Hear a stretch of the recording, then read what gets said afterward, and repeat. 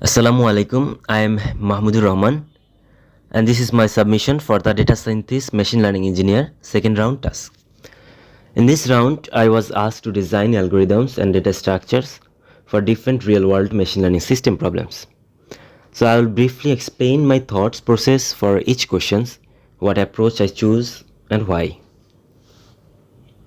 So the first question was about finding a minimum spanning tree when the graph data is distributed across multiple systems. I started by thinking about common MST algorithms like Gushkal's and Prim's, but then realized that Borůvka's algorithm is more suitable for distributed systems. That's because each machine can independently find the smallest outgoing edge in its part of the graph, and then all machines can merge their results in rounds until the one MST is formed. This method scales well and minimizes communication overhead between systems.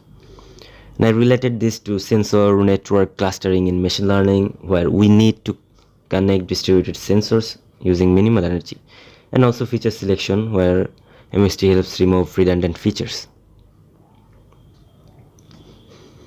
The second problem involved designing a data structure that supports order of log n updates and range sum queries, something useful in real-time machine learning feature stores. I chose the Fenwick tree or binary index tree because it allows both operations in logarithmic time and uses less memory than a segment tree. I imagined this like tracking user activity, for example, the number of clicks or interactions per day. With Fenwick tree, when new data arrives, we can update counts instantly without recomputing everything. For approximate aggregations, I thought about using probabilistic structures like count, min, sketch, or sampling, which give near accurate results while saving space. In distributed environments, my idea was to shard the data by user or region so that each worker maintains its own tree and periodically merge them to form global aggregates.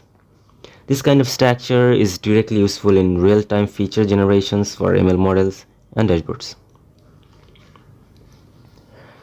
The third question was about designing a machine learning model cache,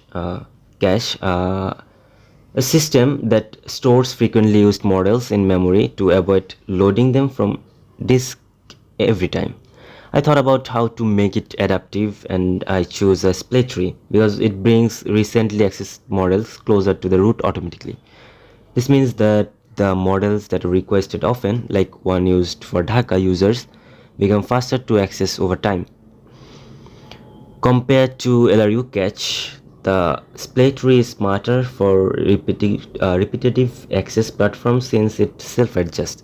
However, I also mentioned what when access is random or uniform, splaying might add unnecessary overhead and slightly hard latency. So in systems with random request, an LRU or hash-based cache would be more efficient. The last question was about efficiently merging and querying connected components in a social graph. For example, user connections in a social media network. I use the union find or disjoint set union data structure because it supports two simple operations: union when a new connection is added, and find when we want to check if two users are in the same group. To make it fast, I applied union by rank and path compression, which flatten the structure and make operations almost constant time, order of alpha of n.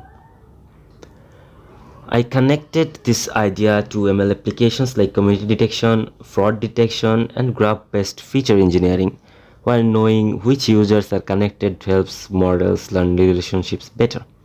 This approach is scalable and practical for large, real-time machine learning graphs.